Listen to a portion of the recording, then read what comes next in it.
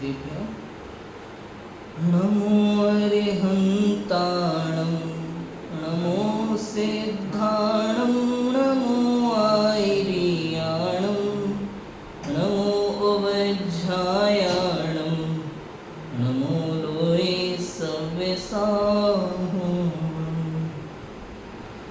मंगलमय मंगलकरण वीतराग विख्यान नमो ताहि जाति भय अरहंतादि महान करि मंगल करि हो महाग्रंथ करन को कार जाति मिली समाज सब पावे निज पद राम शिव उपाय करते प्रथम कारण मंगल रूप विघ्न विनाशक सुख करन नमो शुद्ध शिव भूप नमो शुद्ध शिव भूप। आचार्य कल्प पंडित टोडरमल जी द्वारा विरचित मोक्ष मार्ग प्रकाशक ग्रंथ 9वां अधिकार हमारा चल रहा है। मोक्ष मार्ग का स्वरूप सम्यक दर्शन ज्ञान चारित्राणी मोक्ष मार्ग। फिर बात शुरू हुई सम्यक दर्शन जो है वो क्या है।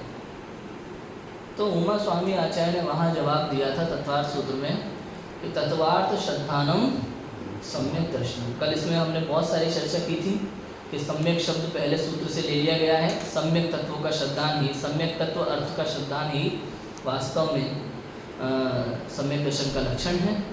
और पंडित टोडरमल जी ने यहाँ जो तत्वार्थ श्रद्धानम लक्षण कहा उसमें उन्होंने हिंदी में एक शब्द लिखा है विपरीताभिनिवेश रहित। विपरीताभिनिवेश रहित जो तत्वार्थ श्रद्धान है वो सम्यक दर्शन का सम्यक लक्षण है। सम्यक दर्शन का सम्यक लक्षण है, सही लक्षण है, निर्दोष लक्षण है, अव्याप्ति अतिव्याप्ति और असंभव दोष से दूषित नहीं होता, ऐसा निर्दोष लक्षण है। अब इतनी बातें तो क्लियर हो गई थी।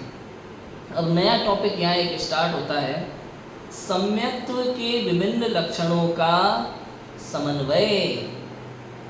समन्वय माने समानता, एक तरह से समन्वय माने समाहित हो जाना। समन्वय माने समाहित हो जाना, उस रूप हो जाना। ये जो आपने कही है, ये जो बात यहाँ रही है वो उस रूप ही है, एक ही बात है, समानता है उस तरह से। देखो बड़ा गजब का शिष्य है पंडित टोडरमल जी, खुद ही हैं। उन्होंने एक शिष्य का कैरेक्टर जो यहाँ पे तैयार किया है वो बहुत सोच समझ के तैयार किया है। और ये जो कैरेक्टर उनका जो शिष्य बनाया है उन्होंने पंडित टोडरमल जी ने, उस शिष्य को उन्होंने बहुत अध्ययन कराया है चारों अनुयोगों का। तो ये परेशान भी बहुत करता है, ज़्यादा पड़ गया ना तो परेशान करेगा। ये जगह जगह आगम प्रमाण देता है, पंडित जी इस वाले शास्त्र में तो ये लिखा है और तुम ऐसा कह रहे हो, ये बात तो समझ में नहीं आ रही। देखो प्रश्न पढ़ते हैं। फिर प्रश्न उत्पन्न होता है कि यहाँ सातों तत्वों के श्रद्धान का नियम कहते हो, आपने कह दिया 7 तत्वों के श्रद्धान का नियम सम्यक दर्शन का लक्षण कहते हो, सुन नहीं बनता।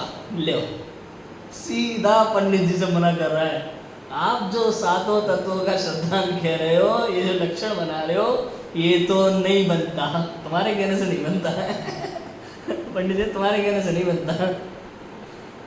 क्यों? क्योंकि कहीं पर से भिन्न अपने श्रद्धान ही को सम्यक तो कह देते हैं भाई, हमारे कहने से नहीं पंडित जी कहा ना शिष्य ने कि भाई 7 तत्वों के श्रद्धान का जो आपने नियम कहा सो नहीं बनता। पंडित जी तुम्हारे कहने से नहीं बनता। शिष्य नहीं, हमारे कहने से नहीं, क्योंकि कहीं पर से भिन्न अपने श्रद्धान ही को सम्यक तो कहते हैं। अब वो रेफरेंस देगा, कहाँ कहते हैं बताओ जरा, पढ़ो देखो पंडित जी। समय सार में कहा है एकत्वे नियतस्य इत्यादि कलश है, उसमें ऐसा कहा है कि इस आत्मा का परद्रव्य से भिन्न अवलोकन नहीं, वही नियम से सम्यक दर्शन है। इसलिए नवतत्व की संतति को छोड़कर हमारे यह एक आत्मा ही हो। श्लोक दिया है नीचे, पूरा पढ़े, श्लोक पढ़े एक बार। आचार्य अमरचंद्र का श्लोक है भाई, पढ़ते हैं अपन। एकत्वे नियतस्य शुद्धनयतो व्याप्तुर्यदस्यात्मनः पूर्णज्ञानघनस्य दर्शनमिह द्रव्यान्तरेभ्यः पृथक् सम्यक् दर्शनमेतदेव नियमादात्मा च तावानयम् तन्मुक्त्वा नवतत्त्वसन्ततिमिमात्मायमीकोऽस्तु न। इस श्लोक का सीधा सीधा अर्थ ये है, नव तत्व की संतति को छोड़ करके एक आत्म रूप हो जाओ। अब यहाँ भी अर्थ ये होता है राजू भाई, नव तत्व को जान करके जैसे हैं वैसे मान करके और अपने आत्म स्वरूप हो जाओ। अर्थ तो ये है, ये नहीं कह रहे कि नव तत्व का श्रद्धान नहीं है, वहां पे एक आत्मा का ही श्रद्धान है। ये तो तुमने समझ लिया ये तो तुमने समझ लिया, ये गड़बड़ है, गड़बड़ है। अगर कोई निश्चय व्यवहार नहीं समझता हो, द्रव्यार्थिक पर्यार्थिक नहीं समझता हो, अनेकांत स्यादवाद नहीं समझता हो, जिनवाणी की कथन पद्धति नहीं समझता हो, तो ऐसे अर्थ का अनर्थ करेगा जगह जगह। इसको बोलते हैं लकीर का फकीर। क्या बोलते हैं? लकीर का फकीर। शास्त्र की बात कर रहे हैं ना भाई हम तो।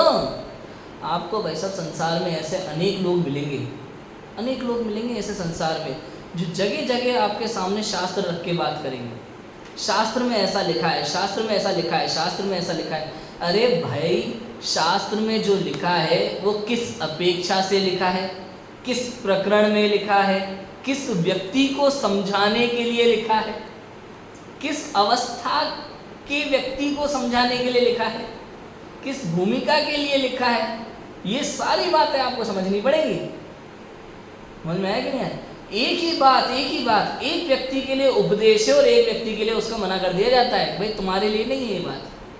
बोलो क्यों भाई साहब? हिमांशु जी, आप नेचुरोपैथी का इलाज करा रहे हो पंडित जी के पास, कोई भी जो लड़के करा रहे, सबको सेम है कि नहीं? अलग अलग उपदेश है।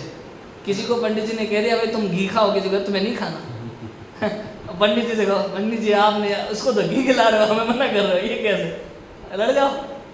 ऐसा नहीं है, तुम्हें नुकसान करेगी वही चीज़ और इसको फायदा करेगी। समझ में आ रहा है कि नहीं आ रहा? जिनवाणी में भी ऐसा ही है, वही कथन एक व्यक्ति। अब ऐसी बातें जो होती है ना बिल्कुल एकदम शुद्ध द्रव्यार्थिक नहीं की बात, ये बात उसके लिए उपदेश है जिसने बाकी अध्ययन किया हुआ है, जिसने शास्त्रों की चाबी को पढ़ा हुआ है।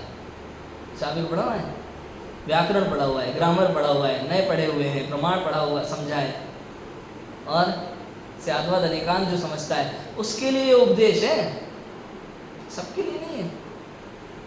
जो कभी जीवन में मंदिर ही नहीं गया हो उसको चरणानुयोग शैली में उपदेश देते हैं, भाई मंदिर जाने से धर्म होता है। अब कोई लड़ने है, कैसी बातें कर रहे हो, तुमने शास्त्र नहीं पढ़े, ये तो शुभ भाव है, धर्म थोड़ी है। मंदिर जाने से धर्म थोड़ी होता है, धर्म तो आत्मा का नाम है, वस्तु स्वभाव का नाम है। अरे भाई हम भी जानते हैं इतनी बात, लेकिन आज वो जुआ खेल रहा है, उसके लिए तो मंदिर जाना ही धर्म है। सप्त व्यसन से उसको निकाल करके अगर हम मंदिर जाने को कह रहे हैं, उसके लिए तो वही बहुत बड़ी बात है। और हम नहीं कह रहे, चरणानुयोग शैली इसी को धर्म कहती है।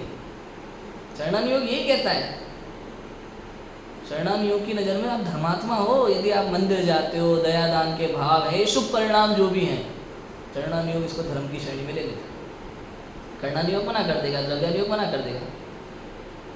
समझ में आ रहा है कि नहीं आ रहा?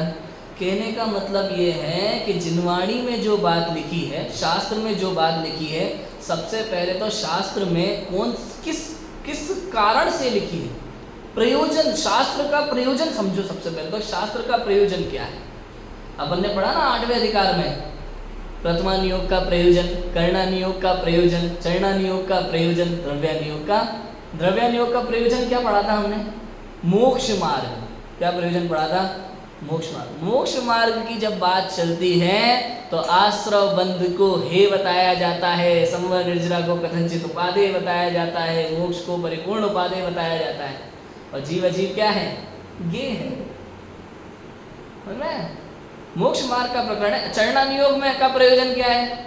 हालांकि सभी अनियोग का प्रयोजन है जीव को धर्म में लगाना, समझ में आया। चरणानुयोग उसको अलग शैली में लगाता है, कर्णानुयोग अलग तरीके से लगाता है, प्रथमानुयोग अलग तरीके से बताता है।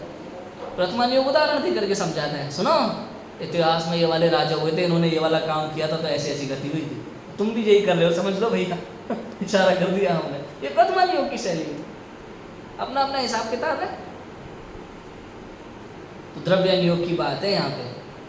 यहाँ जो बात लिखी है एकत्वे नियतस्य इत्यादि कलश है, उन्होंने ऐसा कहा कि इस आत्मा का परद्रव्य से भिन्न अवलोकन वही नियम से सम्यक दर्शन है, इसलिए नवतत्व की संतति को छोड़कर हमारे ये एक आत्मा ही हो।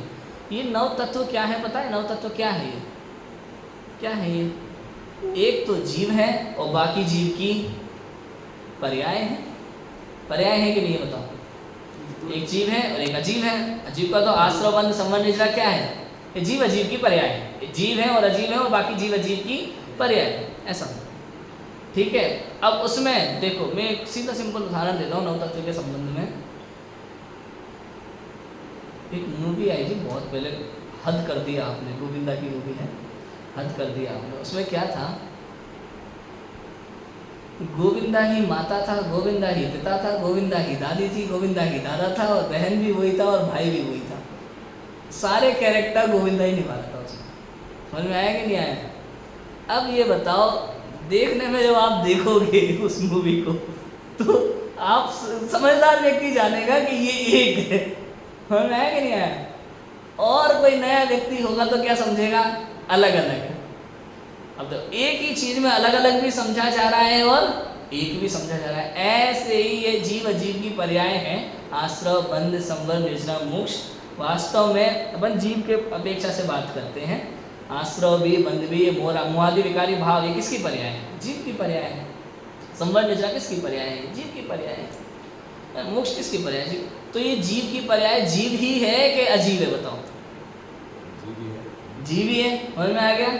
ऐसे ही इनको जान करके ये जो आश्रव बंध है ये तो मैं नहीं हूँ, समझ में, जान करके समझ करके कि ये दिखाई तो देता है मेरे जैसा, पर मैं एक रूप, लेकिन मैं नहीं हूँ। ऐसे सबको जान करके दुख के कारण क्या है, सुख के कारण क्या है और परम उपादेय क्या है, इसको जान करके समझ करके जो अपने में लीन होता है, मैं ये हूँ, समझ करके मैं ये हूँ, ऐसा। कोई भी व्यक्ति जब उस मूवी को देखे तो ये समझे कि भाई ये गोविंदा तो ये गोविंदा है, बाकी सब तो रूप बना दिए अलग अलग। ऐसे ही मैं तो चेतन हूँ, बाकी सब पर्याय तो रूप है अलग अलग एक तरह के दिखा जाए, और मैं इन सब रूपों से परे चैतन्य परमात्मा हूँ। समझ में आया क्या? उसका आश्रय करो। अब देखो, नव तत्व की संतति को छोड़कर हमारे ये एक आत्मा रूप हो। फिर लिखा, देखो एक तो ये समय सार का उसने बात की कर दी, दूसरी बात समाधान बाद में करेंगे, पहले प्रश्न समझ लो। तथा कहीं एक आत्मा के निश्चय ही को सम्यक्त्व कहते हैं, एक आत्मा के निश्चय को ही सम्यक्त्व कहते हैं। अब ये कलश फिर बता रहे हैं, पुरुषार्थ सिद्धि उपाय में दर्शन मात्म विनिश्चति, 216 नंबर का श्लोक है, ऐसा पद है, सो उसका यही अर्थ है। इसलिए जीव अजीव ही का व केवल जीव ही का श्रद्धान होने पर सम्यक होता है। या तो जीव अजीव का श्रद्धान हो या जीव ही का श्रद्धान हो, उसका नाम सम्यक दर्शन है। सातों के श्रद्धान का नियम होता तो ऐसा इसलिए लिखते। बताओ भाई साहब, इस शिष्य का बस चले ना तो आचार्य को कटघरे में खड़ा कर दो और लड़वा दे आपस में हुआ स्वामी आचार्य कुंद आचार्य को, तुम यार ऐसे नहीं कर सकते।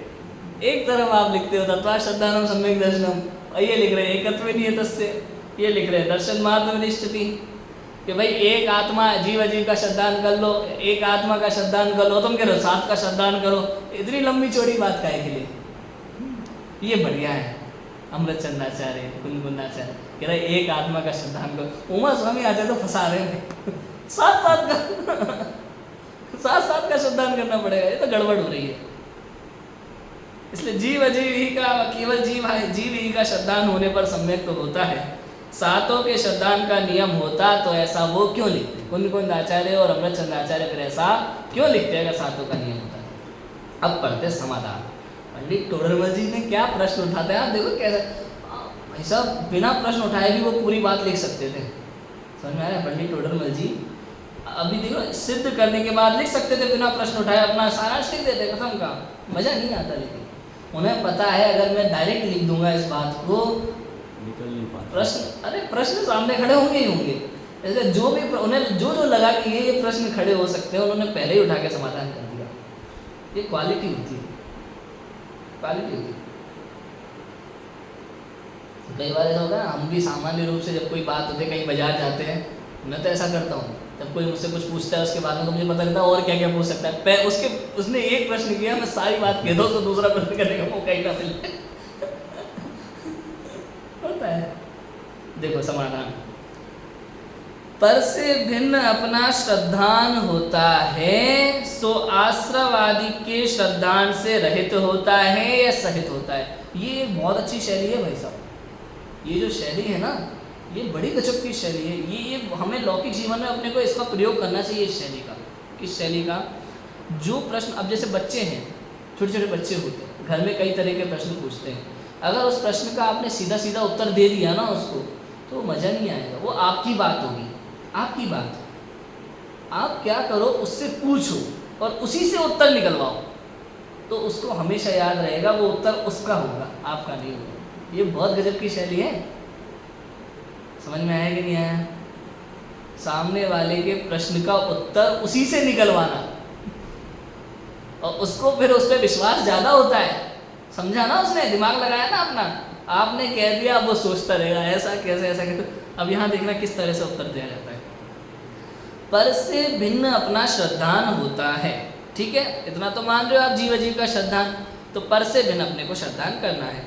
सो आज प्रश्न पंडित जी का उस शिष्य से, सो आश्रवादी के श्रद्धान से रहित होता है या सहित होता है, ये बताओ। अब देखो क्या कहते हैं, यदि रहित होता है तो मोक्ष के श्रद्धान बिना किस प्रयोजन के अर्थ ऐसा उपाय करता है। भाई तू जीव को जानेगा ही क्यों? हाँ? ये जीव और अजीव को भी क्यों जानना है? फिर फालतू बैठ आराम से, कोई दिक्कत थोड़ी है। और चूंकि ये बात अपन पहले सिद्ध कर चुके, आत्मा का हित मोक्ष ही है। चूंकि जीव को सुख प्राप्त करना है और सुख का दूसरा नाम मोक्ष है, ये बात तो कर चुके। अब देखो, ये आश्रवादी के श्रद्धान से रहित होता है या सहित होता है। यदि रहित होता है तो मोक्ष के श्रद्धान बिना किस प्रयोजन के अर्थ ऐसा उपाय करता है। कैसा उपाय करता है? अपने को जान, जीव और अजीव को जानने वाला होगा। क्यों करता है? अब तुझे मोक्ष जाना नहीं है, तो सुखी होना नहीं, तो उपाय करता क्यों है? ठीक है, अब देखो, संवर निर्जरा के श्रद्धान बिना रागादिक रहित होकर स्वरूप में उपयोग लगाने का किस लिए उद्यम रखता है। समझ में आया? भाई यहाँ पे जो समय सार में पूरी बातें लिखी हैं, वहाँ अपने स्वरूप हो की बात लिखा, तो अपने स्वरूप क्यों होना? यदि तुझे सुखी नहीं होना, यदि कर्मों से रहित नहीं होना, तो अपने स्वरूप क्यों होना? और यदि तू ऐसा मानता है कि मुझे कर्मों से रहित होना है, दुख से बचना है, सुख की प्राप्ति चाहिए, तो दुख से बचने का नाम आश्रव बंध है, और सुख प्राप्त करने का उपाय, इसका नाम संवर निर्जरा है। तो अपने आप श्रद्धान हो जाता है। ये समन्वय है, इसका नाम समन्वय है। देखो, आश्रव बंध के श्रद्धान बिना पूर्व अवस्था को किस लिए छोड़ता है? संसार अवस्था को क्यों छोड़ना? भाई संसार अवस्था को छोड़ने का उद्यम, इसी का नाम तो संवर निर्जरा है। और संसार अवस्था में पड़े रहना, इसका नाम आश्रव बंध है। इसलिए आश्रवादी के श्रद्धान रहित आपा पर का श्रद्धान करना संभवित नहीं है। आश्रवादी के श्रद्धान के बिना आपा पर का श्रद्धान भी हो सकता नहीं है। इनमें अविनाभावी संबंध होता है, पढ़ेंगे अभी और देखेंगे अभी।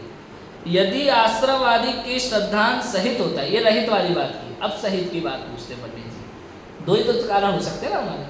अब यदि तुम्हें जो आपा पर का श्रद्धान जो तुम्हें होना है, यदि आश्रवादी के श्रद्धान सहित होता है, तो स्वयं ही सातों तत्वों के श्रद्धान का नियम हो गया अपने। तथा केवल आत्मा का निश्चय है, सो पर का पर रूप श्रद्धान हुए बिना आत्मा का श्रद्धान नहीं होता। इसलिए अजीव का श्रद्धान होने पर ही जीव का श्रद्धान होता है। तथा उसके पूर्ववत आश्रव आदि का भी श्रद्धान होता ही होता है, इसलिए यहाँ भी सातों तत्वों के श्रद्धान का नियम जानना। अब देखो सिंपल सिंपल से ये समझते हैं अपन, किसी को अपन ने भेजा संतरा लेने, क्या लेने भेजा?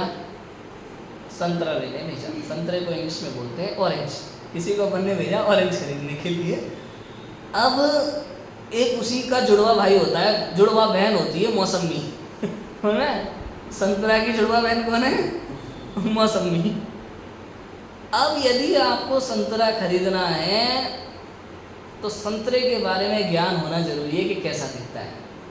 अच्छा मान लो राजू भाई, अगर वो संतरे की जगह मौसमी खरीद के ले आता है तो इससे क्या सिद्ध हुआ कि वो संतरा को नहीं जानता? मौसम को भी नहीं जानता। समझ में आया? इससे अगर वो संतरे की जगह मौसमी खरीद के ले आता है तो इससे ये पक्का हो जाता है कि वो संतरा तो छोड़ो मौसमी को भी नहीं जानता। ऐसे ही यदि तुझे अपने में श्रद्धान करना है, अपना स्वरूप नहीं जानता तो पर भी नहीं जानता, और पर को जानता है तो अपने को भी जानेगा ही जानेगा। अविनाभाव से कहते हैं, ये नहीं तो ये भी नहीं, और ये है तो ये भी होगा ही होगा। इसको अविनाभाव समझते हैं। जहाँ जहाँ अग्नि है वहाँ वहाँ धुआं है, जहाँ जहाँ धुआं नहीं है वहाँ वहाँ अग्नि भी। ये न्याय का उदाहरण है, प्रसिद्ध उदाहरण न्याय ग्रंथों का अविनाभाव के संबंध में। समझ में आया? देखो क्या कहते हैं, और उदाहरण और समझते हैं। अब देखो गया संतरा लेने, संतरा लेने जाते समय उसको रास्ते का ज्ञान होना जरूरी है कि नहीं है? बताओ। बंदावासी खरीद जाना है, बंदावासी का रास्ते का ज्ञान है कि नहीं? पर हमें तो संतरे की जानकारी है। भाई साहब अगर बंदावासी का रास्ता पता नहीं होगा तो आप संतरा खरीद के नहीं ला सकते। अच्छा इधर रास्ते जाना है, ये पता होने से ये पता हो जाता है कि नहीं हो जाता कि इस वाले रास्ते पे नहीं जाना? इसका श्रद्धान हुआ कि नहीं हुआ? साथ साथ यहाँ समझो भाई, एक चीज के श्रद्धान में दो श्रद्धान हो जाते हैं। इस रास्ते से मुझे जाना है पक्का, तो इससे ये भी निश्चय होता है कि इस रास्ते पे नहीं जाना। यदि मोक्ष प्राप्त करना है और मोक्ष का उपाय करना है, इससे ये भी सिद्ध होता है कि दुख से डरता है और संसार का उपाय नहीं करना है। तो आश्रवण संवर्ण सब हो गया। मोक्ष सातों तत्वों का श्रद्धान हुआ कि नहीं हुआ? बात तो एक ही है। ठीक है कि नहीं है? सोचो, यहाँ से दिल्ली जाना हो, भाई दिल्ली की ट्रेन बढ़िया है, अपन उसी में जाते हैं ना, इसलिए वही ट्रेन याद आती है मुझे। तो रास्ते उसी के पता है, स्टेशन के नाम 2-4 पता है। दिल्ली की ट्रेन है, तमिलनाडु एक्सप्रेस या जीटी एक्सप्रेस, ठीक है। किसी एक व्यक्ति ने कहा तुम्हें दिल्ली जाना है ना? अरे कोई दिक्कत नहीं है, चेन्नई से दिल्ली ज़्यादा कोई दिक्कत थोड़ी है, दूर नहीं है ज़्यादा। विजयवाड़ा, नागपुर, भोपाल, आगरा, ग्वालियर, दिल्ली। अच्छा किसी कोई दूसरा मिला, उसने कहा अरे दिल्ली में क्या है, भोपाल, आगरा, ग्वालियर और दिल्ली। अब बताओ यार, ये दो आदमी गलत मिल गए। एक ने इतने सारे स्टेशन बताए और एक ने 3-4 ही बताए। अब बताओ उसको सारे स्टेशन पड़ेंगे कि नहीं पड़ेंगे रास्ते में? ये समझने वाली बात है। भले किसी ने कह दिया हो भाई भोपाल आ गया बस आगरा हो दिल्ली, इतना एक में काम चला दिया, किसी ने 3-4 के नाम ले दिए, लेकिन कुल मिला के बाद ये पढ़ेंगे तो सारे स्टेशन।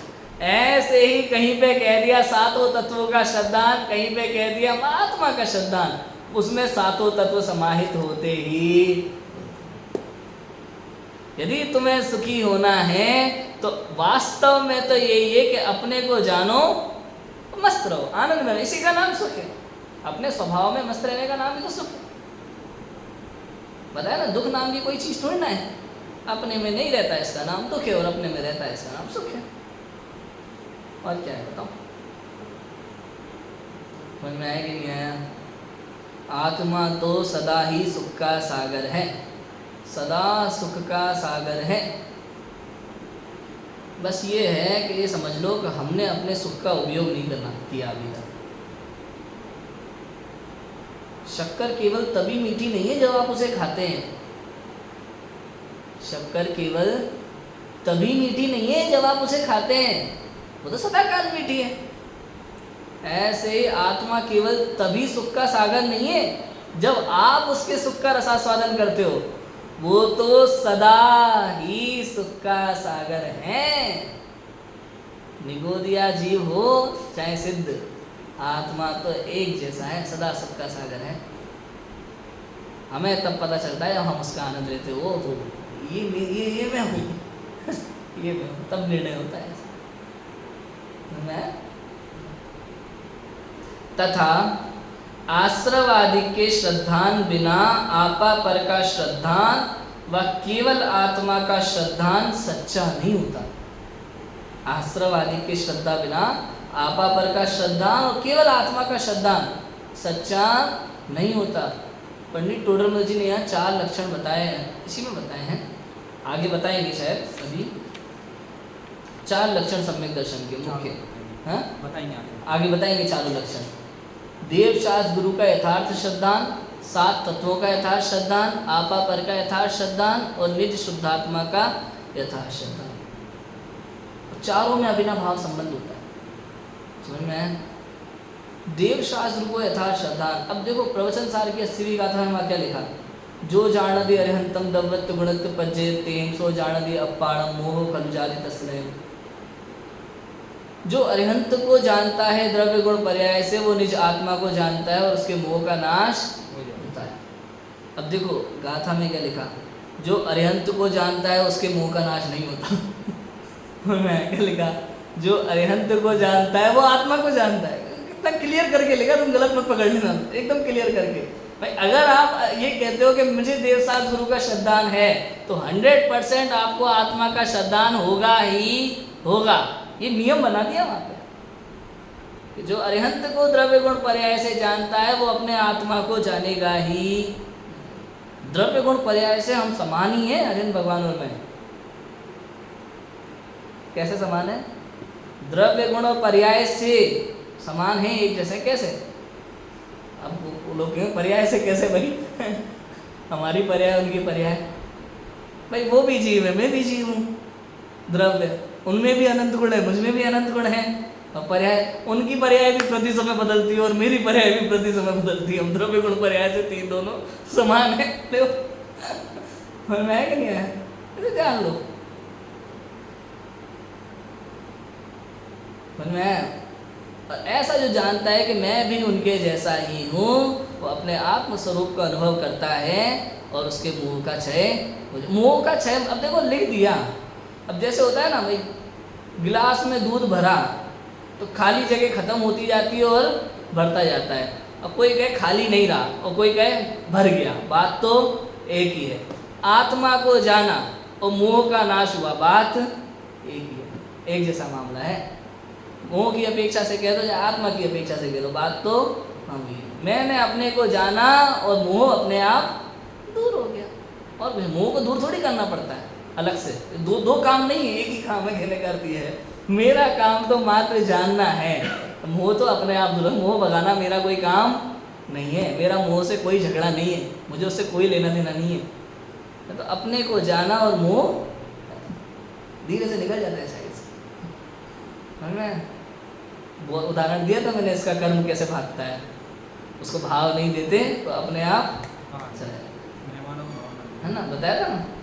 देखो आश्रवादि के श्रद्धान बिना आपा पर का श्रद्धान व केवल आत्मा का सच्चा श्रद्धान नहीं होता। आत्मा का सच्चा श्रद्धान नहीं होता, क्योंकि आत्मा द्रव्य है, सो तो शुद्ध अशुद्ध पर्याय सहित है। कैसा है? जो संसारी जीव है उनकी बात है, मन में सिद्ध भगवान की तो शुद्ध पर्याय ना सब, और केवल ये छद्मस्त जीवों की बात है। क्योंकि आत्मा द्रव्य है, सो तो शुद्ध अशुद्ध पर्याय सहित है, तो उसको शुद्ध अशुद्ध पर्याय का ज्ञान होता है। जैसे उदाहरण दिया पंडित जी ने सिद्ध करने के लिए, तंतु अवलोकन बिना पट का अवलोकन नहीं होता, उसी प्रकार शुद्ध अशुद्ध पर्याय पहचाने बिना आत्म द्रव्य का श्रद्धान नहीं होता। तंतु माने धागा, पट माने कपड़ा। अब कपड़ा दिखाते समय धागे दिखते हैं कि नहीं दिखते, बताओ? अलग से दिखाना पड़ेगा देखो दिख रहा है ना प्रसिद्ध सामने। तंतु अवलोकन बिना पट का अवलोकन नहीं होता। कपड़ा देखते समय धागे दिखते ही दिखते हैं, ऐसे ही कोई भी द्रव्य पर्याय के बिना नहीं होता। द्रव्य को देखने वाला पर्याय को भी देखता ही देखता है। उसके ज्ञान में पर्याय है कि नहीं बताओ, सोचो।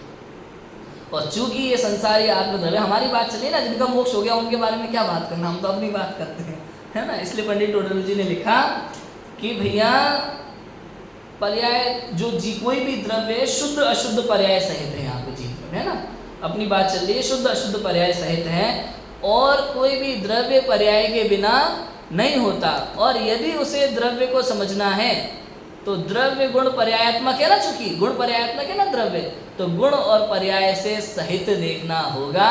और जब गुण और पर्याय से सहित देखा तो उसमें सातों तत्वों का श्रद्धान होगा ही होगा। क्यों? अशुद्ध पर्याय वो आश्रवबंध है, शुद्ध पर्याय वो संवर्ण है, कथनचित है ना, जो ऐसा। जितने जितने अंश में राग द्वेष है आश्रवबंध है, और जितने जितने अंश में संवर्ण निजरा है वहां शुद्ध है। कितना सिंपल। उस शुद्ध और अशुद्ध अवस्था की पहचान आश्रवादी की पहचान से होती है। अब नाम भले नहीं पता हो, हमें कोई दिक्कत नहीं है, हम नहीं कह रहे तुम आश्रव बंद याद रखो, लेकिन इतना समझ में आता है कि ये अशुद्धता है, ये शुद्धता, ये है, ये उपाधि, ये करने योग्य है, ये नहीं करने योग्य, मंजिल के हिसाब से। किसके हिसाब से? प्रयोजन के हिसाब से बात है। प्रयोजन क्या है? सुखी होना, पूर्ण सुखी होना, उसके अनुसार। शुद्ध अशुद्ध अवस्था की पहचान आश्रवादिक की पहचान से होती है। आश्रवादिक के श्रद्धान बिना आपा पर का श्रद्धान व केवल आत्मा का श्रद्धान कार्यकारी भी नहीं है। अब लिख दिया ये बात, आश्रवादिक के श्रद्धान बिना आपा पर का श्रद्धान केवल आत्मा का श्रद्धान कार्यकारी भी नहीं है, लिख दिया बात। वास्तविकता मालूम है क्या है? वास्तविकता यह है कि आश्रवादिक के श्रद्धान के बिना आपा पर का श्रद्धान या केवल आत्मा का श्रद्धान होता ही नहीं है। ऐसा है, होता ही नहीं है, लिखे कार्यकारी नहीं है, होता ही नहीं है। बताओ, केवल आत्मा, अगर आत्म तत्व का श्रद्धान है, कैसा? जैसा है वैसा, ऐसा ही है अन्यथा नहीं, ये श्रद्धान यदि आत्म तत्व का है तो आश्रवादी का श्रद्धान निश्चित रूप से होगा ही होगा। ऐसा नहीं है कि आश्रवबंध का संबंध निजरा का श्रद्धान नहीं, मोक्ष का श्रद्धान नहीं, वरना संसारी जीव को क्या पड़ी है अपने में लीन होने की, जीव जीव में भेद ज्ञान करने की। अगर उसका मोक्ष लक्ष्य नहीं है, यदि उसे सुखी नहीं होना, तो क्या पड़ी हो उसको? बताओ। खीर होती ना, खीर बढ़िया दूध वाली, चावल वाली, एक कटोरी खीर ले लो। अब खीर खाते समय किसी ने बता दिया भाई खीर में जहर है, अब बताओ क्या होगा? तुरंत छोड़ेंगे कि नहीं छोड़ेंगे? क्यों? क्योंकि उसे बचना, इतना श्रद्धान है कि नहीं, बचना है इसलिए खीर को छोड़ना है, सुखी होना है इसलिए कर्मों से, मोहादि विकारी भावों से बचना है। ये बात अलग है, अगर किसी को आत्महत्या ही करनी हो, वो खीर खा ले जहरीली, उसकी बात अलग है। यदि किसी को सुखी नहीं होना हो, दुखी रहना हो, वो वेद विज्ञान नहीं करे, उसकी बात अलग है, उसकी बात नहीं कर रहे। यहाँ तो बात किसकी है? जो सुखी होना चाहता है। तो सुखी होना चाहता है, सुखी होना चाहता है मतलब मोक्ष जाना चाहता है, सुख माने मोक्ष। जो सुखी होना चाहता है वो दुख के कारणों को भी पहचानेगा, सुख के कारणों को भी पहचानेगा, फिर दुख के कारणों से बचेगा, सुख का उपाय करेगा। ठीक है, और ये इसी का नाम सात तत्व का श्रद्धान है। अगर कोई कहे नहीं मैं अपने आत्मा को जानता हूँ और सम्यक दर्शन हो जाए, बिल्कुल हो जाएगा, हम मान रहे हैं आपकी बात, समय सार में लिखा है ना, मान रहे हैं। कोई कहे नहीं मैं स्व और पर को जानूंगा, सम्यक दर्शन हो जाएगा, पुरुषार्थ सिद्धि ब्रह्म, ठीक है, आपकी बात भी मानने को तैयार है। लेकिन भाई साहब ऐसा है, आपको सम्यक दर्शन तो करना है ना, करना है ना, ये तो बात पक्की है। तो यहाँ सम्यक दर्शन रूप श्रद्धान, मोक्ष ले लो। सम्यक दर्शन मतलब कार्य, मोक्ष माने कार्य, कार्य करना है ना, मोक्ष करना है, तो मोक्ष का श्रद्धान हो गया कि नहीं हो गया? पक्का है मोक्ष? भाई मैं तो आत्मा को जानूं, उससे मोक्ष का मतलब मोक्ष तो तुझे जाना है, ये बात तो पक्की है। समझ में आया? आत्मा में लीन होना है माने ये बात तो पक्की है कि तुझे ये पता है कि पर द्रव्य में अगर मैं देखूंगा, पर दृष्टि रहेगी तो संसार में रुलूंगा, समझ में आया?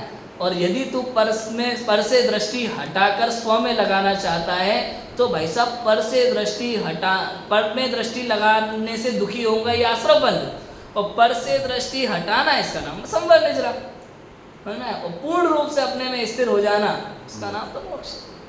पूर्ण रूप से स्थिर हो जाना का मतलब जितने समय के लिए स्थिर होने की आवश्यकता है, मोक्ष यानी अंतर्मुहूर्त 48 मिनट में कुछ समय कम मोक्ष हो जाता है, ऐसा है। ठीक है, देखो अब आश्रवादी के श्रद्धान बिना आपा पर का श्रद्धान व केवल आत्मा का श्रद्धान कार्यकारी भी नहीं है। लिख दिया कार्यकारी भी नहीं है, वास्तव में तो होता ही नहीं, ये कहना चाहते हैं। कार्यकारी नहीं होता ही नहीं, एक ही बात है ना। आश्रवादी का श्रद्धान हो तो आश्रव बंध का अभाव करके संवरण निजरा रूप उपाय से मोक्ष को प्राप्त करे, मोक्ष पद को प्राप्त करे। आश्रवादी का श्रद्धान हो, आश्रवादी का श्रद्धान हो, आश्रवादी के श्रद्धान में बहुत मार है, ये सब लिखना बहुत जरूरी है। पंडित टोडरमल जी ने लिखा है, बहुत सोच समझ के लिखे इतनी बातें, 7 तत्व संबंधी भूलें बताई है, क्योंकि हम तो क्या है तो बताया था ना, अतिव्याप्ति दोष में बताया था ना, मिथ्या दृष्टि उसके श्रद्धांत तो होता है, तत्वार्थ श्रद्धांत तो होता है, लेकिन विपरीत अभिनिवेश से सहित होता है। वो बाहर की क्रियाओं को मोक्ष मार्ग मानता है, व्रत उपवास समिति गुप्ति इन सबको संवर निर्जरा मानता है ना। वो बिस्कुट को तो नहीं जानता लेकिन पैकेट को ही बिस्कुट मानता है केले को नहीं समझता, छिलके को ही केला मानता है। संवर निजरा तो वो जो जितने जितने अंश में कषाय का भाव होता है और वीतराग परिणति प्रकट होती है, वास्तव में उस वीतराग परिणति का नाम है, उससे संवर निजरा है, वीतराग परिणति से, शुद्ध परिणति से। और ये क्या मानता है कि जो बाहर में क्रियाएं हो रही हैं उससे संवर निजरा मानता है। निश्चय व्यवहार में भी थोड़ा समझो, आत्मानुभव पूर्वक कषायों का अभाव होना, समझ में, कषाय का अभाव होता है और जो वीतराग परिणति प्रकट होती है। मान लो चौथे गुण स्थान में दर्शन मोह और अनंतानुबंधी का अभाव हुआ, उतने अभाव पूर्वक जो सम्यक्त्वाचरण चारित्र प्रकट हुआ है वो तो निश्चय से मोक्ष मार्ग है, एक तरफ से देखा जाए तो। ठीक है, अब पंचम गुण स्थान लो, पंचम गुण स्थान में 2 कषाय चौकड़ी का अभाव, उस रूप शुद्ध परिणति, वो शुद्ध परिणति निश्चय से मोक्ष मार्ग। और उस काल में जो अणुव्रत आदि के अगर भाव आते हैं, दूसरी प्रतिमा में, व्रत प्रतिमा में जो 12 व्रत रूप भाव आते हैं, वो परिणाम व्यवहार से मोक्ष मार्ग है ना।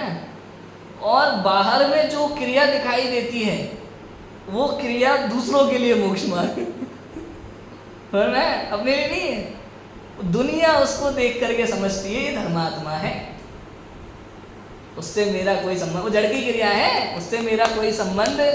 लेकिन ये तो पक्का है कि अगर अंदर में 2 कषाय चौकड़ी का अभाव है तो बाहर में अणुव्रत दिखाई देंगे, 3 कषाय चौकड़ी का अभाव है तो महाव्रत दिखाई देंगे ही देंगे। लेकिन अब कह दिया ना, चूंकि ये नियम है ये, अंदर में शुद्धि प्रकट हुई है तो उस अनुसार बाहर में क्रिया दिखाई देगी ही देगी, ये तो नियम हो गया। अब देखने वाला चूंकि अंदर की शुद्धि तो नहीं देख सकता, वीतराग परिणति तो नहीं देख सकता, वो तो केवल ज्ञान और अनुभवगम्य विषय है। ठीक है, तो ये बाहर की क्रियाओं से अंदाजा लगाता है कि ये भाई ये गुण स्थान होगा, ये मोक्ष मार्ग है, और उसमें कोई दिक्कत नहीं है, चरणा नियोग इसकी आज्ञा देता है कि आप इस तरह से अंदाजा लगाओ, तो कोई दिक्कत नहीं। लेकिन सच्चा मोक्ष मार्ग तो अंदर से है, ये श्रद्धान का विषय है, ये श्रद्धान का विषय कि भाई हम इसको व्यवहार में कहें, बाहर में महाव्रत 28 मूल गुण देख करके हमें सच्चे मुनि कहते हैं, कोई दिक्कत नहीं है। अंदर में 3 कषाय चौकड़ी का अभाव है कि नहीं, ये हमें नहीं पता। अगर बाहर में 28 मूल गुण पालन है और आप उन्हें सच्चे मुनि कहते हो तो इसमें कोई दिक्कत नहीं है, समस्या नहीं है। चरणा नियोग यही कहता है कि यही सच्चे मुनि है भाई साहब, समझ में आया। सम्यक दृष्टि उनका बिल्कुल भावलिंगी मुनिराज की तरह ही बंधन स्तुति करता है, भेद नहीं करता, पहचान भी ले तो भी। और लिखा ना, अपन ने पढ़ा था ना चरणा नियोग वाली शैली में, भाई क्या पता अभी 11वें में थे, अभी पहले में कोई भरोसा थोड़ी, कुछ पता थोड़ी है। अभी भाव लेंगी, अभी द्रव्य लेंगी, फिर द्रव्य लेंगी से भाव लेंगी, फिर भाव लेंगी से द्रव्य लेंगी, तो होता ही रहता है।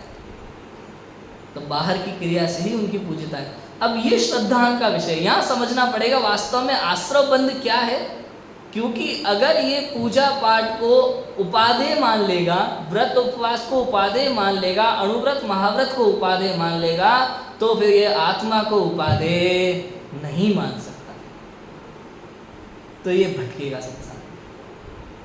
और फिर बताया था ना अपन ने, बीज बोया बबूल का तो आम कहाँ से हुए, बीज बोया स्वर्ग का तो मोक्ष कहाँ से।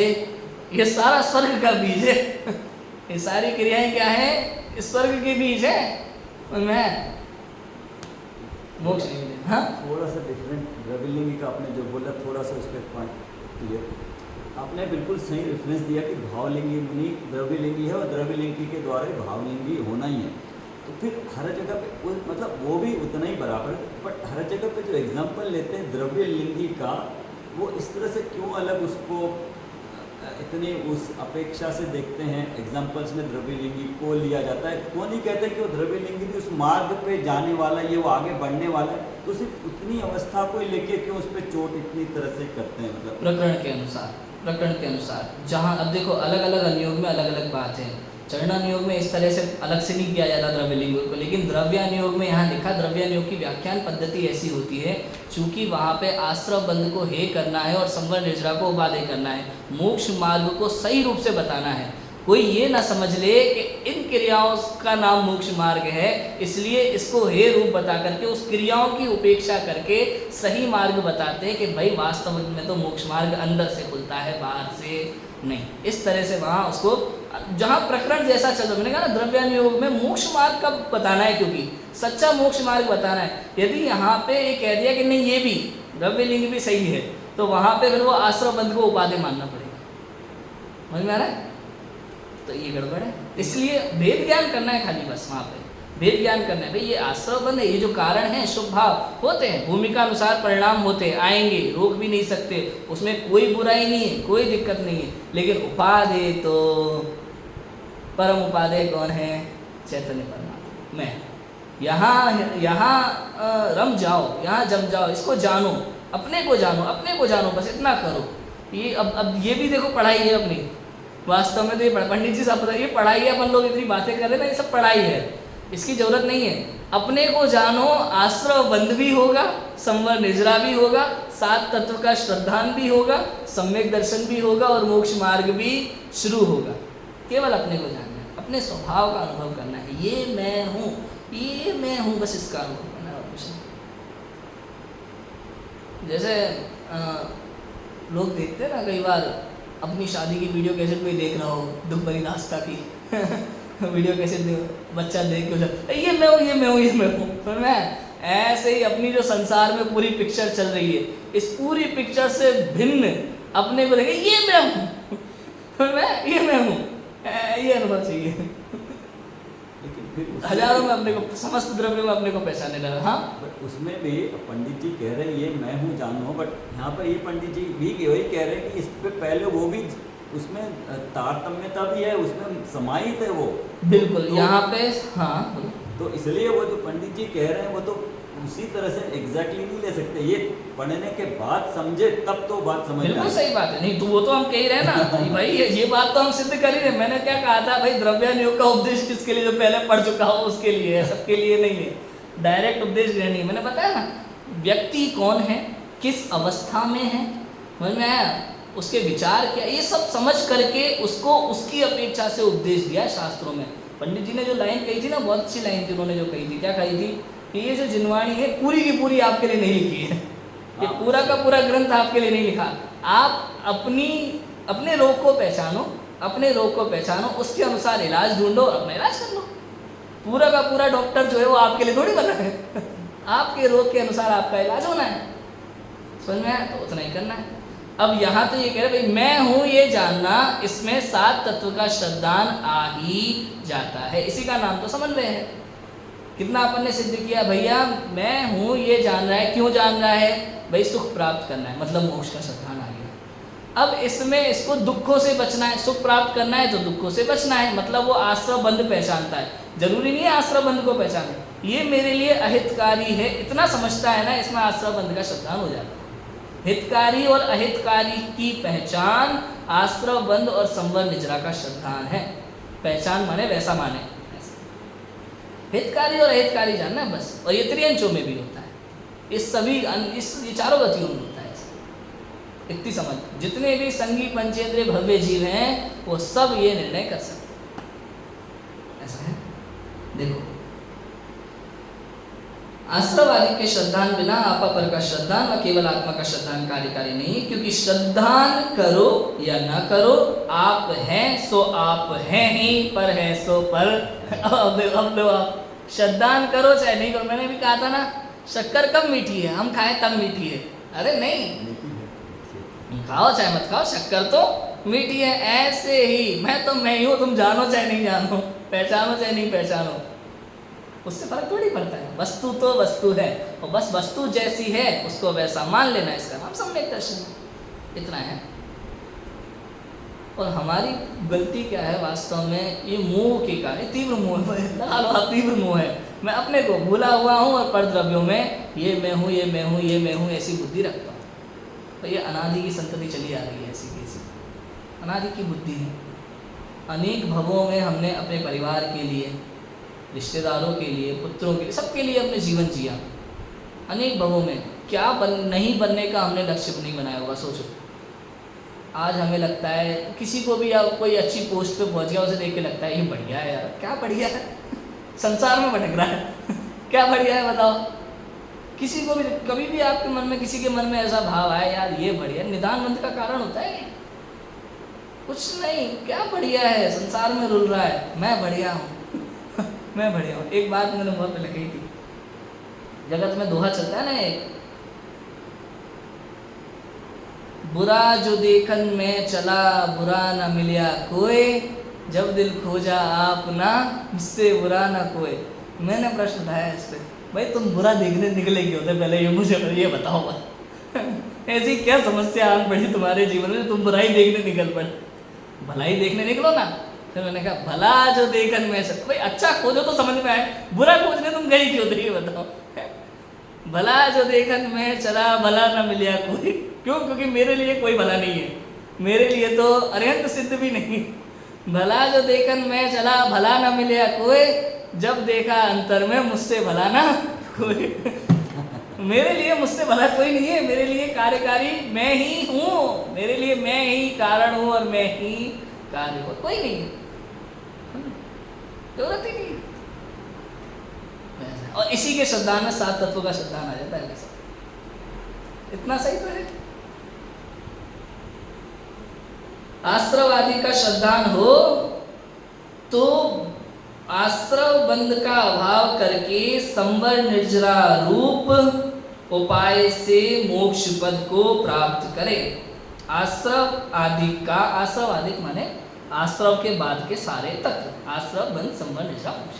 आश्रव आदि का श्रद्धान हो तो आश्रव बंध का अभाव करें, क्यों? क्योंकि उसने जाना आश्रव बंध अहितकारी है, संवर निजरा हितकारी है, मोक्ष परम हित है।